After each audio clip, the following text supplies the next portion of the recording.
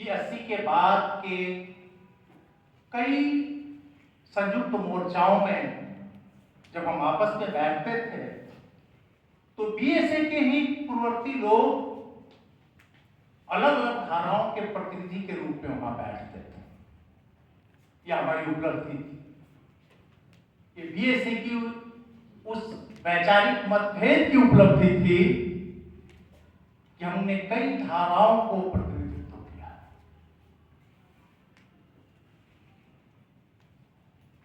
BSA की उस परंपरा ने अपनी जीवन धारा के रूप में विद्यार्थी जीवन के बाद भी आज तक कम से कम बिहार जैसे राज्य में, संयुक्त झारखंड में अपने उस ऊर्जावान परंपरा को मजबूती के साथ आगे बढ़ाया। मुझे बात याद है कि लंबे समय के बाद 90 में मूलडी के पुलिस फायरिंग के बाद हम लोगों ने एक बार फिर से क्लोज होकर के संयुक्त मोर्चा पे बातचीत की थी और फिर से एक मजबूत धारा हमारे बीच बना। तुरंत ही WTO की घोषणा हुई, उसके पहले न्यू लिबरल पॉलिसी की चर्चा हो रही थी। उसी के दौर में सांप्रदायिकता के खिलाफ एक मुहिम चला।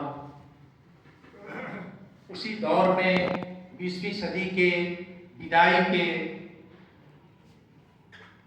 मौके पे एंगल्स का 100वें मृत्यु दिवस स्मृति दिवस के तौर पर बीएसए की धारा की लोग ने भी आयोजित किया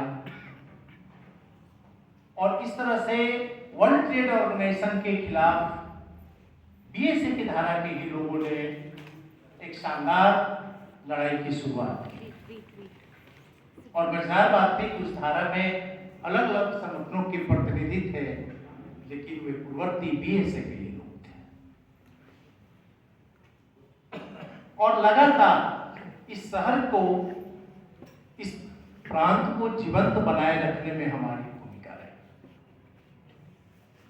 एक बात बीएसए के पूर्ववर्ती लोगों को शायद चर्चा नहीं किए, लेकिन बीएसए की मजबूती यह थी कि इसके विरोधी लोग भी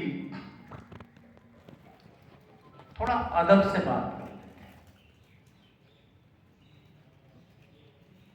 थे। एक आंदोलन का फरवर था जिसमें कि वो विद्यार्थी परिषद के लोग हो या शासक वर्ग के लोग,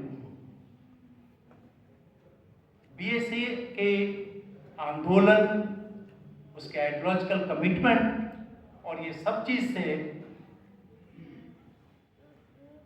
मैं खौफ खाना नहीं कहूंगा, मैं कहूंगा कि उनके ऊपर उनका दबदबा था। और अन्य प्रांतों में जो संवादहीनता थी, हमारे यहाँ वो संवादहीनता नहीं थी। आज तो भयंकर संवादहीनता है, लेकिन 80 के दौर में चाहे वो एआईएसएफ के लोग हों